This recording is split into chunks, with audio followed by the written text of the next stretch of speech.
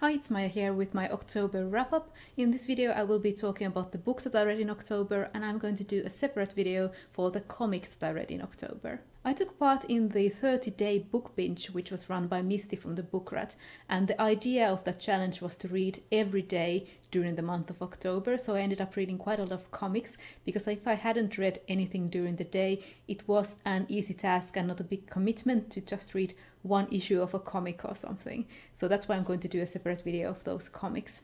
I also took part in the Inktober challenge, which was to do an ink drawing every day during October, and I managed to do 17 of those. If you want to see my favorites of my Inktober drawings, let me know and I will do a little video of them. But let's start with the books. The first two things that I read in October were the two Binti novellas, Binti and Binti Home by Nnedi Okorafor. These are science fiction novellas in the same series, and there's going to be a third one as well, and I think that's the final one. In the first one, Binti leaves home to go to a university on another planet, which is an even bigger deal since she is part of the Himba tribe, which is these people who rarely leave their home. I really like this first novella. I think it is the perfect length. I get a good grasp of the world and the character, and the plot is just long enough to be suited for novella length perfectly. In the second one, Binti Home, Binti goes back to visit home. And the second novella is not a complete story. I really like the beginning of the first half, with great themes of family and belonging and of going home once you've been away and expect it to be the same while you are changed. Because of what happened in the first story, Binti also suffers from PTSD, and I thought this was handled in a great way, and it was a great way to deepen the character and making it seem like what happened in the first novella really had repercussions. But the second half of this novella didn't reach a satisfiable conclusion. We were sort of left with a to be continued, and now I'm left waiting for the third novella to come out and sort of finish this story. I really like Binti as a character. I think she is the strongest part of these novellas. She's smart and resourceful, and she changes and learns during her journey. And I also find how she's written and her reactions understandable and realistic. I gave Binti 4 stars and Binti Home 3.5. Then I read another novella, A Taste of Honey by Kai Ashante Wilson. This is set in the same world as his previous novella, Sorcerer of the Wild Deeps, but with different characters. And these are sort of science fiction fantasy mixes, so they are fantasy novellas with science fiction elements in them. This one tells of Akib, who is the son of the master of the beasts of the royal family, and his romance with a Dalusian soldier called Lucrio. Akib lives in a country where to found out to be gay means the death sentence, while Lucrio's country is more accepting of gay relationships. This is told in unchronological order, and the story unfurls during the first days of their relationship as well as the years afterwards. And I like this even more than I liked Wilson's first novella. Akib was a really interesting and a complex main character, especially his conviction that the nobles to which he belongs are a special breed and so much more higher than the servants and the regular worker people. He really does deal with servants quite harshly, especially in comparison to Lucrio, who is much kinder. This also continues with added science fictional elements familiar from the Sorcerer of the Wild Deeps, where there is this more technologically advanced people who these people call the gods, who seem to be the descendants of aliens. I also found it intriguing that in this country, women are the one who can read and write and do mathematics, but men still look down upon these skills as women's business. So this book has a lot of different interesting elements and layers, and I would recommend it. The world that Wilson has created is so fascinating. I gave this one 4 stars. Then I finished The Stone Sky by N.K. Jemisin, the final book in the Broken Earth trilogy. This one continues the story of Essun, a woman who tries to survive in an apocalyptic world while trying to search for her daughter.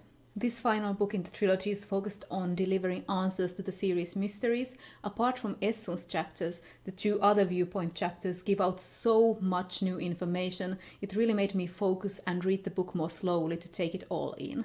I think when I reread the series, all these answers that we learn in the third book will really give new insight to the previous 2, but it might make rereading the third book feel less exciting because I already know the answers. It is focused on giving. But you never know.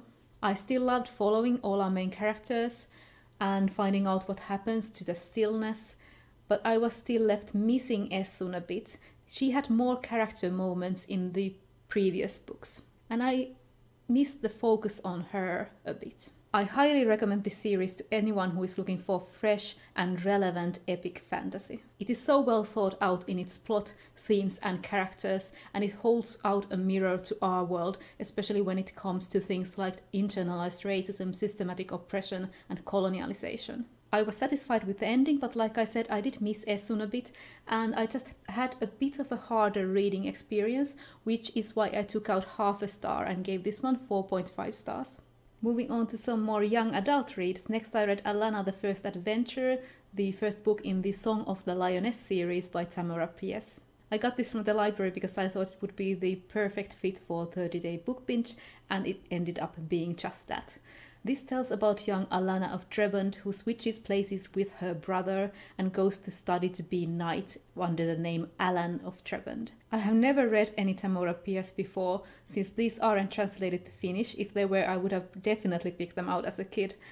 I found this book so likable and so easy to read. I just whisked through her life in the knight school and her training to be a knight, and the only thing that was slower for me and not as exciting was the final chapter, which had a bit more of high fantasy elements, but I did like her school life a lot more than the more adventurous part. One thing that did sadden me was that Alanna considered herself to be inferior to the boys, just because of the fact that she was a girl, although I think other characters didn't seem to share that point of view. I was just sort of left thinking about this because I'm not sure how I would have taken that as a kid reading this.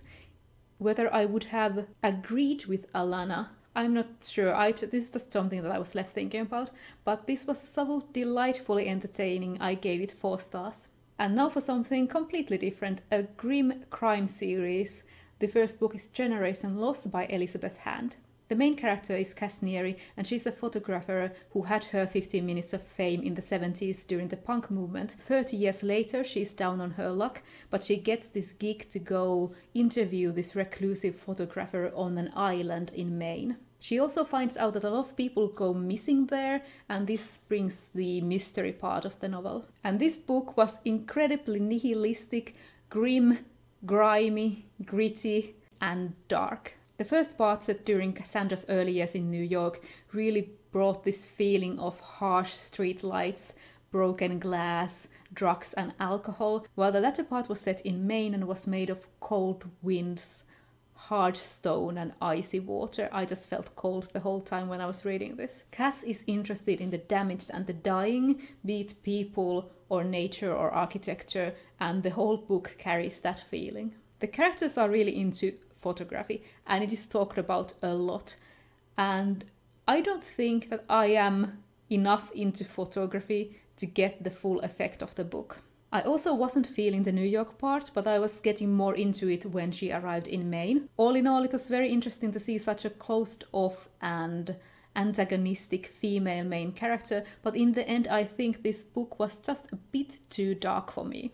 I would basically give a content warning for everything for this book, but I will still continue to read the second book, Available Dark, since it has some Finnish elements, even though I just started it and all the Finnish that has been in this so far has been off. Let's see what I think about it when I finish it.